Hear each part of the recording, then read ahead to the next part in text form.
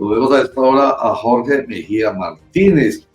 Él es delegado del Gobierno Nacional en estas conversaciones sociojurídicas, conversaciones que están llevando a cabo en ese espacio sociojurídico de la cárcel de Itagüí, con las intenciones de hacer realidad el proceso de paz total que se logra con la paz urbana, o sea, con los combos, las bandas y las estructuras del crimen de alto impacto. Doctor Jorge Mejía Martínez, bienvenido a Clickracia. Gracias por estar con nosotros. Muchas gracias, Roger. Un saludo muy cordial, un muy buen día a todos, al equipo de trabajo de Clickracia y bueno, con mucho gusto acá. Para lo que sea. Muchas gracias. Bueno, ayer teníamos aquí a la concejala de Medellín por el Partido Centro Democrático, Claudia Carrasquilla, y ella nos estaba contando que, al igual que Andrés Tobón, también se coló el nombre de Andrés El Guri Rodríguez, pero fundamentalmente Claudia Carrasquilla y Andrés Tobón, presidente del Consejo Distrital de Medellín, el alcalde Federico Gutiérrez y su secretario de Seguridad y Convivencia, Manuel Villa Mejía, habían sido amenazados por una mezcla. Ya hablamos con él y enseguida vamos a desarrollar cosas que hablamos con ella y usted nos va desde su conocimiento contando, pero una mezcla extraña entre disidencias de las FARC, en fin, guerrilla, más miembros de la oficina buscando una platica, hacer una vaquita por $8 millones para atentar contra sus vidas. ¿Qué de eso sabe usted como delegado de esos diálogos? Y precisamente mencionó nombres de personas que están allá en la cárcel de Itagüí. Mencionó a alias Douglas y a alias Carlos Pesebre. Sí, Roger, esa información la conocimos ayer precisamente. Nosotros como delegación tuvimos una comunicación o una declaración sobre el tema, manifestando lógicamente nuestra preocupación por esa situación, y llamamos a las autoridades, a la Fiscalía, a la Policía, a todos los organismos judiciales para que hicieran claridad y luego de las investigaciones pertinentes. Como usted mismo lo dice, es como una mezcla rara.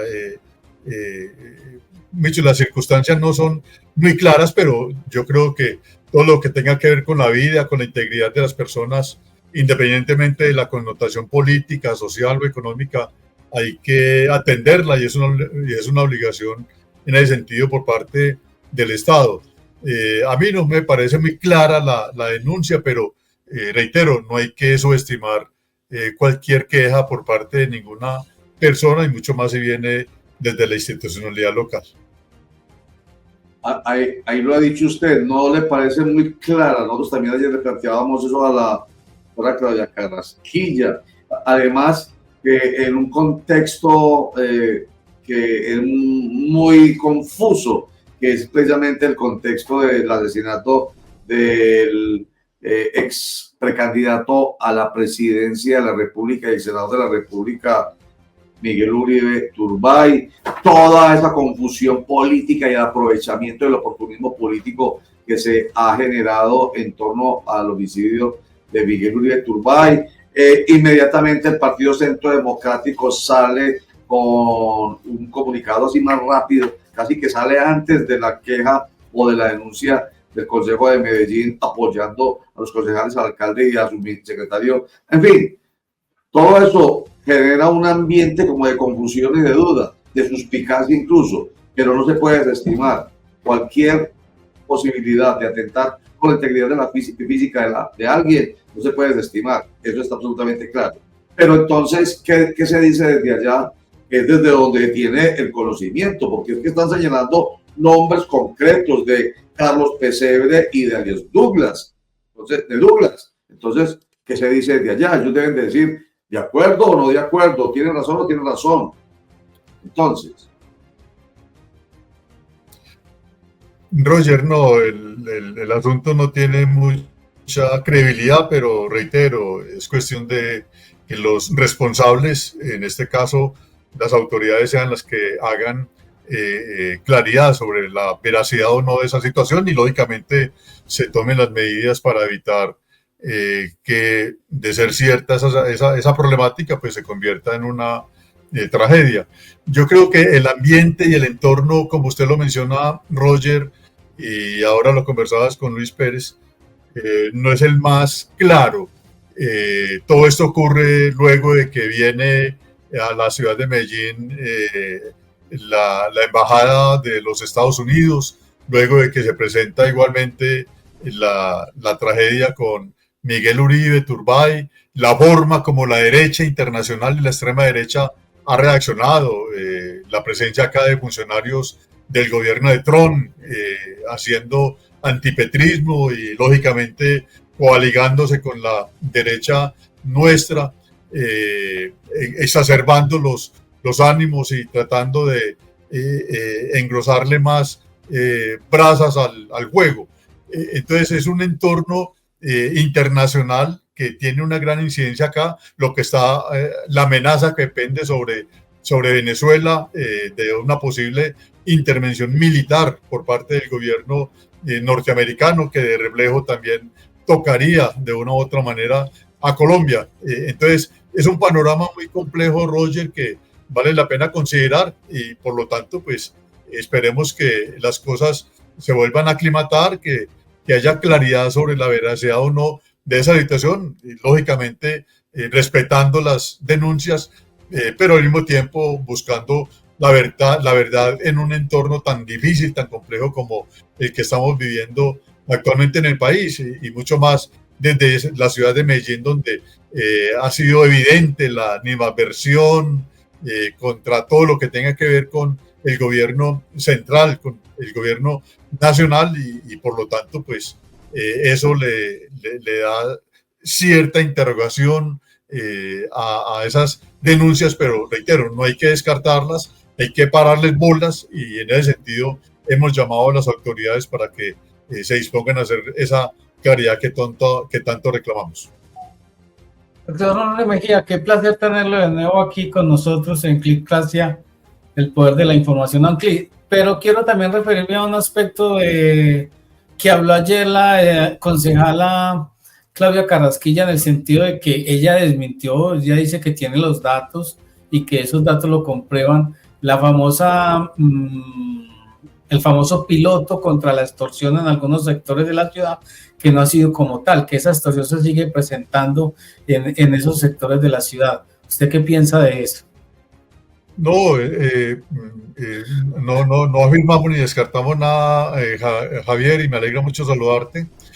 Nosotros estamos pendientes del informe de las entidades independientes externas que han asumido ese ejercicio de seguimiento y cierta verificación de ese piloto. Yo creo que el intento ha sido muy plausible, muy importante para la ciudad, independientemente de que el resultado sea el 100%, lo que es muy difícil, pero yo creo que ya son 2 intentos los que hemos tenido en Medellín de pilotos de no extorsión, el último en 45 barrios de Medellín y Bello, que en general nosotros hemos recibido la información de que han sido muy positivos, independientemente de, reitero, de que se hayan presentado algún tipo de situación marginal que pueda relativizar ese esfuerzo, pero es un intento. Así como también en estos días hemos estado concentrados, Javier y Roger, en el tema que fue objeto de tratamiento cuando estuvo el presidente Petro en la Alpujarra, creo que fue el 19 de junio, cuando en aras del Pacto por la Paz Urbana se adoptó un compromiso con la mediación del Instituto Colombiano de Bienestar Familiar de sacar 2.000 menores de la delincuencia o en condición de riesgo en Medellín como un aporte sustancial a la territorialización de la paz y al desescalamiento de las violencias. Estamos avanzando en ese tema. Hay una férrea voluntad y decisión por parte del gobierno central. Acá tuvimos hace pocos días a la directora nacional del Instituto Colombiano de Bienestar Familiar con su equipo de trabajo, avanzando precisamente en este asunto. Entonces, son hechos y logros que pensamos contribuyen a ese desescalamiento de las violencias, que es un objetivo estratégico fundamental del proceso, con todas las imperfecciones que se puedan presentar, con todas las situaciones difíciles que se puedan dar, que son evidentes. Se trata de afrontar un conflicto que lleva 40 años en Medellín, que las autoridades han sido incapaces de desactivar, unas estructuras que cada vez son más fuertes, más consolidadas, por más que desde el distrito se diga algo distinto, pero ahí están, ejerciendo control social, ejerciendo control territorial, control económico, incidiendo en la política local y regional. Es la realidad, y creemos que la vía para desactivar, para desarticular esas organizaciones, para desmantelar las mismas, es el diálogo y la conversación, que es la vía que el gobierno nacional quiere intentar llevar a cabo en Medellín y el Valle de Aburrá como un piloto de paz urbana, que es el que estamos haciendo actualmente en la ciudad. Doctor, pero es que usted está dando tremenda noticia, 2.000 menores. A ver, explíquenos un poco más, porque si mal entiendo, no sé si usted mismo que nos dijo que de esos grupos ilegales que hacen presencia en el Valle de la Aburrá, están conformados entre ellos entre 5.000 y 7.000 menores de edad, y sacar 2.000 menores de edad, estamos sacando gran cantidad, un porcentaje muy grande de esa presencia de menores en esas bandas. Explíquenos un poco eso, porque me parece una noticia demasiado impactante e importante para la ciudad. Javier, esa noticia se dio a conocer en el famoso tarimazo que tuvimos en la Alpujarra, con la presencia del presidente Petro. Allí se suscribió ese compromiso por parte de los voceros de las estructuras y por parte del gobierno nacional, teniendo a toda la asistencia masiva que hubo ese día de testigo de ese evento. Lo que pasa es que otras circunstancias opacaron ese compromiso, y la gente se pegó de por qué estaban ahí los voceros al lado del presidente, de algunas víctimas, etcétera. Eso fue lo que trascendió. Pero indudablemente ese es el compromiso, con la incidencia de las estructuras, procurar la atención integral a 2.000 menores a través del Instituto Colombiano de Bienestar Familiar, generándole las oportunidades que el Estado Social de Derecho no les ha permitido, de educación particularmente, de protección, generar afectos, generar entornos protectores, que es lo que ellos reclaman, y en aras de evitar que continúen o puedan acceder a la delincuencia organizada en la ciudad. Reitero, hay una decisión ya muy clara por parte del Instituto Colombiano de Bienestar Familiar, quien estaría al frente de este ejercicio como un paso importante en el desescalamiento de las violencias en la ciudad de Medellín. Y lo mismo ocurre con otro programa muy importante que tiene que ver con jóvenes, que es Jóvenes en Paz precisamente. Hay una decisión del gobierno nacional con 1.800 jóvenes menores de 24, 27 años, con un enfoque de paz, urbana, buscar también sacarlos de la delincuencia organizada. Entonces tenemos dos programas hoy que están avanzando simultáneamente, que tienen que ver con esta población etaria de Medellín y del Valle de Aburrá. El de los 2.000 menores del Instituto Colombiano de Bienestar Familiar, y Jóvenes en Paz, que lógicamente van a contribuir a avanzar en ese desescalamiento de las violencias y también, por qué no decirlo claramente, la desarticulación de las estructuras, generando oportunidades, generando posibilidades de crecimiento, de desarrollo a este sector de la población, de las cuales ha carecido desafortunadamente durante todos estos años en Medellín y el Valle de Aburrá. Está yo mirando aquí, recordando nuestro propio archivo, y por supuesto que eso para nosotros también fue noticia durante ese tarimazo, que, a propósito de lo que veníamos conversando ahorita con nuestro invitado Luis Gutiérrez, al país y a los medios de comunicación les parecen, digo les, porque yo sí me quiero sacar de ahí, nosotros queremos sacar de ahí, o sea, nosotros queremos ir a la esencia más que al escándalo. aunque el escándalo hay que tomarlo para analizarlo y ayudar a entender. Entonces, ¿les parece mucho más llamativo el escándalo, el que se hayan presentado en esa reunión 9 voceros de la cárcel de Itagüí y no se escucha lo fundamental que es esto? Por ejemplo, la noticia de los 2000 menores de edad, campaneros, decíamos en ese momento. En todo caso, aquí estoy viendo yo una de las noticias, de esas noticias que teníamos nosotros y la resaltábamos, acá está usted, precisamente una especie de controversia con el alcalde, que el alcalde un poco desestima todo esto, pero lo que a mí me llamó la atención es que usted nos dio a entender, por eso se sacudió Javier y yo también, porque nos sonó como que eso ya va para un hecho.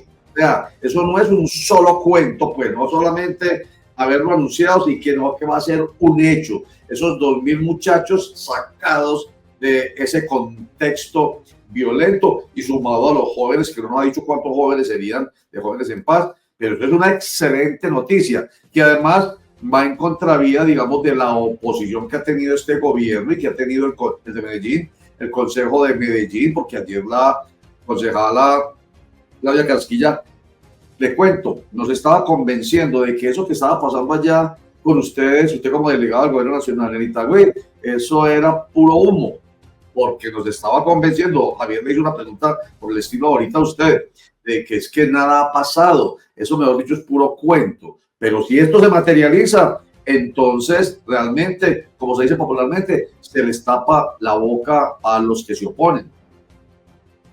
Así es, Roger. Por eso reitero, el proceso hasta ahora ha sido un ejercicio de desescalamiento de las violencias, de generar confianza en la posibilidad de que mediante el diálogo, la conversación, podamos desactivar estas fuentes de violencia que se han enquistado, consolidado en la sociedad local y regional a nivel del área metropolitana. Creemos que el diálogo y la conversación es posible dada la voluntad de los voceros de las estructuras de participar de ese proceso. Voluntad que es una oportunidad que no podemos eludir, que no podemos soslayar, aunada a la voluntad del gobierno nacional, a pesar de un entorno difícil, de un entorno hostil, como el que ustedes acaban de mencionar ocurre con el alcalde y con algunos concejales que no quieren saber nada de paz, que no quieren saber nada de conversación, de diálogo, de desactivación de las estructuras, porque se les quita un argumento político con el que han hecho política durante tantos años, cuál es el miedo, lo que antes eran las FARC a nivel nacional como factor de campaña política, hoy son las estructuras acá en Medellín. Entonces todo lo que pasa es culpa de las estructuras, todo lo que pasa es culpa de estas organizaciones, en lugar de buscar cómo las desmontamos, cómo las desarticulamos, que sería el gran reto, que sería el gran propósito en aras de que la paz se convierta en un derecho real para todos los habitantes de este territorio y una obligación de esas autoridades, obligación constitucional, obligación legal que han soslayado, han querido evitar ese compromiso con la ciudadanía de procurar la paz por todos los medios, porque ese es un derecho fundamental al cual queremos acceder todos los colombianos y particularmente los que hemos habitado esta ciudad que durante tantos años ha visto la influencia de esas organizaciones y ve que las autoridades poco han hecho para su desarticulación. Exactamente, sí, tiene razón, don Roger. A mí lo que me llamó la atención es ya la acción del ICBF frente a ese hecho, pero hay un asunto ahí que me imagino, quiero que usted dentro de su intimidad y de lo que nos pueda contar nos narre, y es qué hizo después usted para tratar de no, que esto no tuviera más consecuencias de las que ya tiene, más enemigos de los que ya tiene y más animadversión de la que ya tiene, porque esos anuncios que usted dice se opacaron a raíz de las denuncias que los mismos voceros hicieron en relación con el primer mandato de Perico Gutiérrez. Es decir, eso no enturbió un poco esa negociación, no la dificultó un poco, porque eso fue lo que salió a la luz pública. Esa fue, digamos, que la noticia ese día diciendo que por el sótano de la alcaldía entraba alias Douglas a la oficina de Federico Gutiérrez y que el pacto con Federico Gutiérrez era que nombrara a su secretario de seguridad para ellos poder coordinar algunas decisiones relacionadas con la seguridad. ¿Eso no generó de alguna manera un impacto en ese proceso que ustedes están adelantando? No, indudablemente, Javier, así ocurrió. El ambiente se crispó, digámoslo así, se enardeció por la forma como acá las autoridades locales asumieron la presencia de Gustavo Petro, el presidente de la República, en el corazón de la Alpujarra. En el corazón de la Alpujarra. Eso indudablemente contribuyó a enturbiar el ambiente y a desviar la atención de lo fundamental ese día, que fue precisamente el hacer el pacto por sacar 2.000 menores de las filas, de las estructuras, de las organizaciones delincuenciales y darles otras oportunidades, darles otra vida que no tienen en esas organizaciones, pero que la sociedad tampoco se las ha brindado. Doctor Jorge Mejía Martínez, Javier, amigo de Internet de Televisa, vamos a recordar ese momento en una entrevista que tuvimos con usted posterior a esa reunión en la Alpujarra, para decirles que realmente sí nos llamó la atención esa noticia, fue de las más importantes, pero hay que hacerle seguimiento y gracias a que nos lo ha dicho hoy Jorge Mejía Martínez, vemos que se está materializando para hacer mucha bulla cuando sea así. Veamos este segmento, por favor, Jorge Mejía Martínez. De verdad en Medellín están arrepentidos, dejen ya de matar, dejen ya de extorsionar, dejen de reclutar niños y entreguen los bienes y reparen a las víctimas, que encuentren el marco jurídico. Si llegan a una discusión de paz total, yo como alcalde de Medellín, a partir del 1 de enero, a partir del programa Parceros, me encargo de los más de 5.000 jóvenes para que jamás en su vida vuelvan a empuñar un arma y vuelvan a la vida civil. Yo creo que es posible ir haciendo avances. El mismo sábado, Roger, allá con el presidente de la República en la plazoleta de la Alpujarra, se dio cuenta de un compromiso, de un pacto entre el gobierno y los voceros de las estructuras de cara a la sociedad civil para atender a 2.000 niños, niñas y adolescentes que están en condiciones de riesgo, menores de 17 años, incluso con el concurso mismo de las estructuras. Se trata de aquellos pelados, aquellos muchachos que cumplen algunas funciones en las actividades delincuenciales, como carritos, como informantes, etcétera. La intención con Bienestar Familiar, que participó de la suscripción de ese pacto, es atender a esos jóvenes y tratar de generarles oportunidades, posibilidades de desarrollo y crecimiento personal. Ese piloto lo vamos a hacer y ojalá el distrito se vinculara a ese mismo ejercicio. Entonces, Roger, yo creo que el pronunciamiento del alcalde, que reitero, no es la primera vez que lo hace, es importante, pero ojalá él se involucrara desde ahora para crear las condiciones en que podamos decir hay 8.000 muchachos que se puedan vincular a los programas del distrito, pero como consecuencia del proceso. Más claro, no canta un gallo, como decimos popularmente, y más a esta hora, doctor Jorge Mejía Martínez. Y pues usted, ahí lo dijo usted claramente, que salió de esa reunión, el alcalde siendo candidato, yo me comprometo, y entonces, y usted le insiste al final, a ver, señor alcalde, maravilloso, si esto es un hecho real, pues yo creo que no tienen más salida en la administración de Federico Gutiérrez con el Consejo Distrital, no obstante, esté muy a su favor de abrir los ojos y no negarle a la comunidad materializar esta excelente noticia, doctor Jorge Mejía.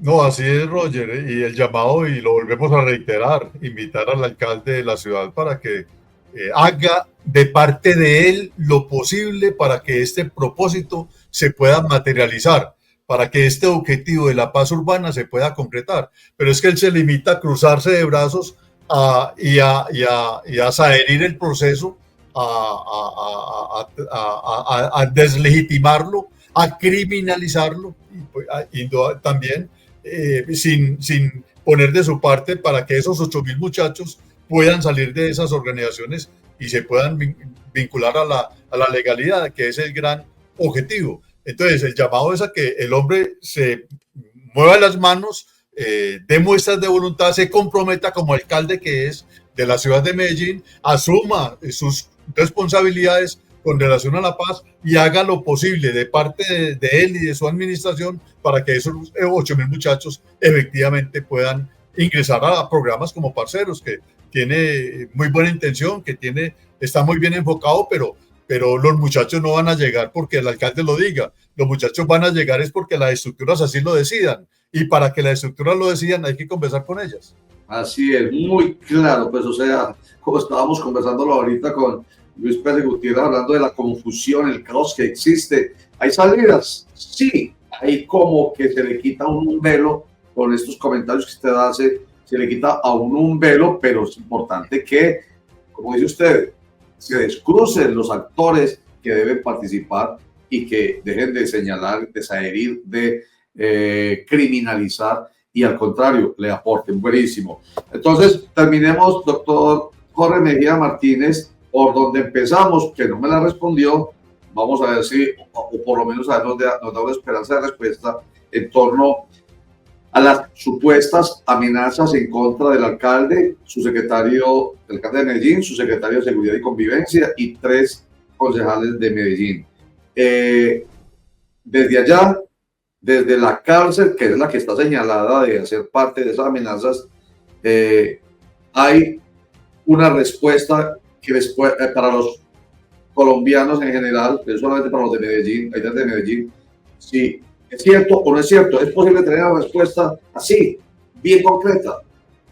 Roger, nosotros ayer como delegación del gobierno hicimos un pronunciamiento público sobre el tema, rechazando cualquier amenaza, rechazando cualquier ejercicio de la violencia, contra el que sea, contra cualquier persona, etcétera, etcétera. Nos reiteramos en esa postura. Al mismo tiempo le solicitamos a las autoridades que hicieran claridad sobre la veracidad de esas denuncias, que hay que pararle bolas, no se puede desestimar nada, no se puede en ese sentido descuidar cualquier acción de protección y de atención que tenga que ver con la vida, que tenga que ver con la integridad de las personas. Yo particularmente dudo de la veracidad de esa información. Yo conozco cuál es el ambiente que se tiene actualmente en Itagüí. Llevamos más de 2 años conversando, sentados en la mesa, nos reunimos frecuentemente y por lo tanto hemos generado ciertas condiciones que nos permiten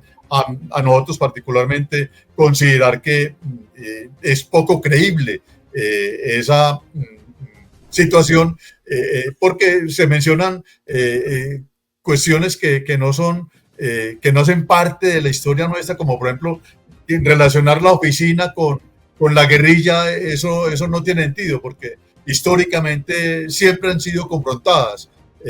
Políticamente esas estructuras han tenido una postura de derecha, políticamente han sido más cercanos a estos otros sectores con los cuales hoy puede haber algún distanciamiento que al mismo tiempo genera ciertos roces, porque esos sectores políticos de la derecha nuestra, de la derecha local y regional, sienten que están perdiendo un caudal electoral que durante muchos años tuvieron a su servicio, pero la realidad es que el gobierno de izquierda de Gustavo Petro es el que ha buscado mediante el diálogo y la conversación atender algunas exigencias, solicitudes por parte de estas organizaciones en aras de la paz urbana, y para eso lógicamente estamos esperando que el proyecto de ley o de marco jurídico tenga su trámite en el Congreso y nos permita resolver ese asunto que es crucial para que este proceso pueda llegar a buen término, Roger y Javier.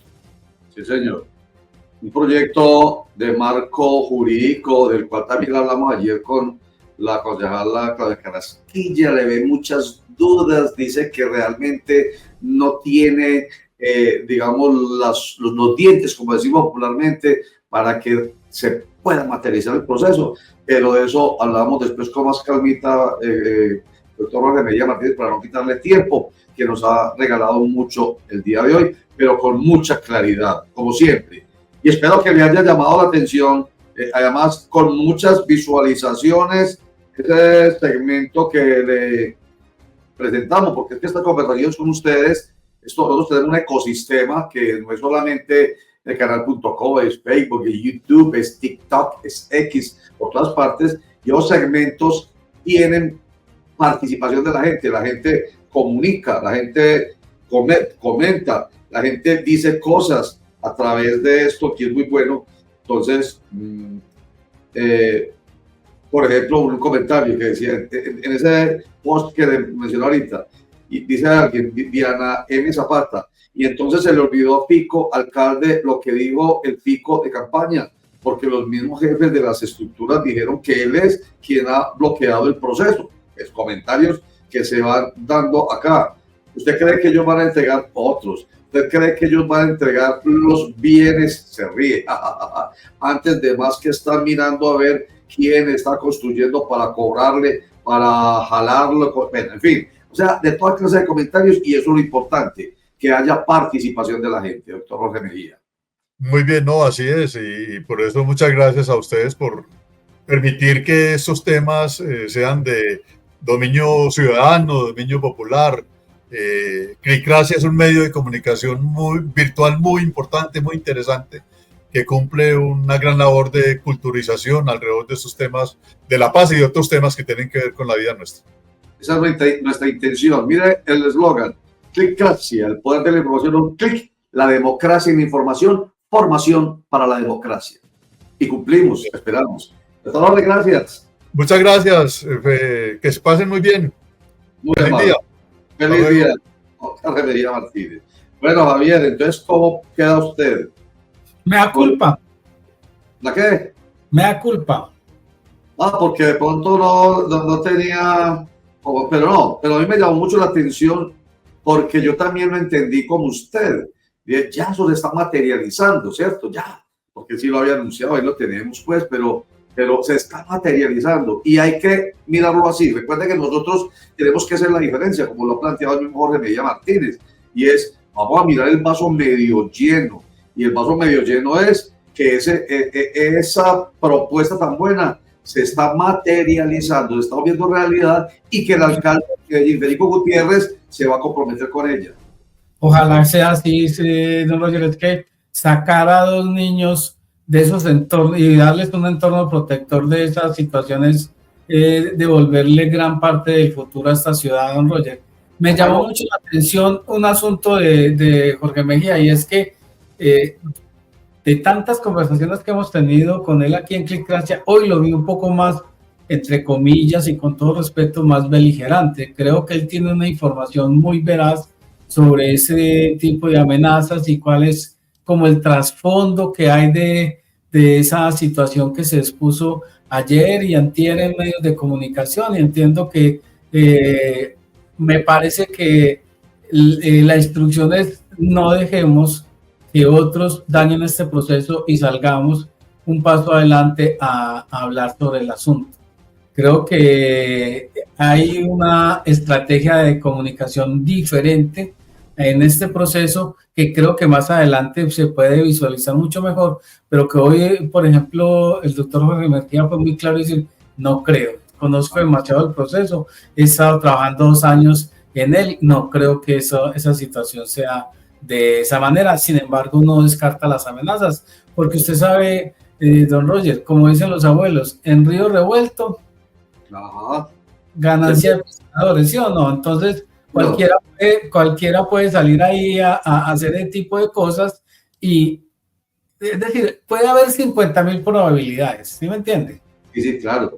Es que mire, en esta confusión nuestra, esto que precisamente usted lo menciona como lo hacían nuestros abuelos, convertido en un río revuelto, que es una confusión, que es un caos, hay posibilidad de pescar, cada quien pesca, y de eso se trata. Y entonces incluso muchas veces se revuelve.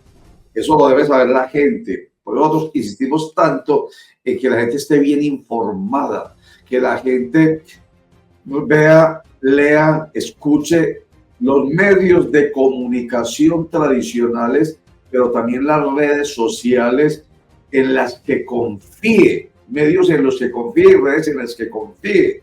Si tiene dudas, hombre, tan fácil hoy en día como coger el celular y llamar a una persona amiga, cercana, un tío, un primo, un hermano, el papá, el hijo, y preguntar, mi hijo, que es mayor de edad, me llama y me escribe cada rato, me dice, padre, esto es cierto. Él lee cosas y oye cosas y se escandaliza y me llama y me pregunta, padre, esto es cierto. Y yo, por supuesto, sin sabérmelas todas, pero como estamos más informados en contexto, que es una de las cualidades de la información rigurosa, la información que realmente le sirve a la comunidad, el contexto, eso tenemos nosotros aquí porque hablamos con la gente y leemos y siempre invitamos a los expertos, entonces ellos nos ayudan a entender. Primero nos ayudan a entender a nosotros, para nosotros ayudar a entender a nuestros internautas, a nuestros televidentes y a nuestros lectores. Entonces yo le respondo, de acuerdo con esto, sin decirle nunca, es que la verdad es esta. De acuerdo con esta circunstancia, con este contexto que tiene unos antecedentes, unos hechos de hoy y unas consecuencias, hijo, yo creo que es esto. Tome usted la decisión si lo cree o no lo cree. Y así es como se debe informar. Por eso vuelvo a decirlo. Las personas deben informarse mejor. Deben hacerlo. Ese es un compromiso consigo mismo y con su sociedad. Y en esa medida no se dejan manipular. No se dejan convertir en idiotas útiles. Eso es lo más importante, estar bien informado. Y entonces, cuando escucha una noticia, la pone en duda o no. No es que se vaya a negar.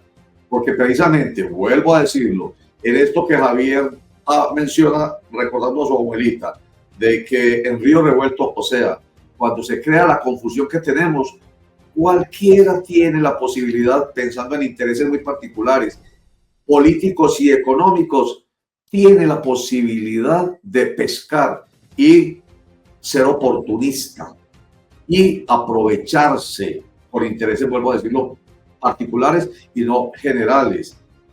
Por eso es que oímos hablar tanto de las cortinas de humo.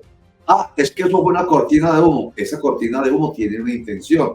Entonces, en este caso del que estamos hablando en relación con las supuestas amenazas contra el alcalde de Medellín, su secretario de Seguridad y Convivencia y 3 concejales del distrito, Jorge Mejía Martínez, lo pone en duda, porque hay varios elementos, entre otros, esa extraña connivencia entre grupos guerrilleros y grupos del crimen de alto impacto, como la oficina, por ejemplo. Dice, eso no tiene ningún sentido. Y además que él está metido allá precisamente donde están los voceros de esos grupos criminales de alto impacto que actúan en el Valle de Aburrá. Entonces, Javier, normal. Eso, o sea, quien medio conozca la historia del conflicto colombiano sabe que el agua y el aceite nunca se van a juntar, don Roger. Es decir, no puede uno presumir, o bueno, uno no sabe tampoco, pues, porque esta dinámica de los conflictos es tan complicada y a veces los intereses económicos priman sobre los ideales y puede suceder situaciones como esa. Pues hemos visto políticos irreconciliables que en el pasado se insultaban y se amenazaban y hoy están cogidos de mano jalando para un mismo lado. Pero es tan difícil creer una unión en una situación militar o como la que se plantea aquí entre la oficina de Envigado y la guerrilla cuando han sido enemigos acérrimos.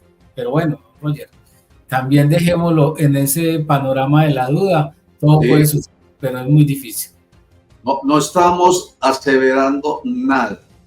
Estamos simplemente poniendo sobre la mesa elementos de juicio. Ayer escuchábamos muy atentos y con mucho respeto a la doctora Claudia Carrasquilla y con todos sus planteamientos, y nosotros desde nuestras inquietudes le preguntábamos y quedó sobre la mesa una información entregada desde allí, desde la conciencia informativa de la concejala Claudia Carrasquilla. Hoy tenemos otro punto de vista, pero lo importante es que dudemos, que esa es la invitación que les hacemos a nuestros internautas y televidentes inteligentes, inteligentes, interesantes y calificados. Hombre, simplemente dudemos, o sea, dudar en el mejor sentido, pero es que todo, pues, ya ahora verá que la esposa o el esposo les dice te amo y vamos a dudar.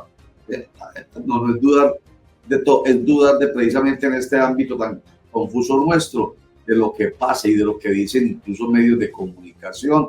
Hay que decirlos, ojo, medios de comunicación masivos, tradicionales, hegemónicos, corporativos que llaman hoy, hay que dudar mucho de lo que dicen, pero también dudar de lo que se dice en redes sociales, esos medios alternativos, todos los medios alternativos. Duden también de nosotros, por supuesto, pero duden.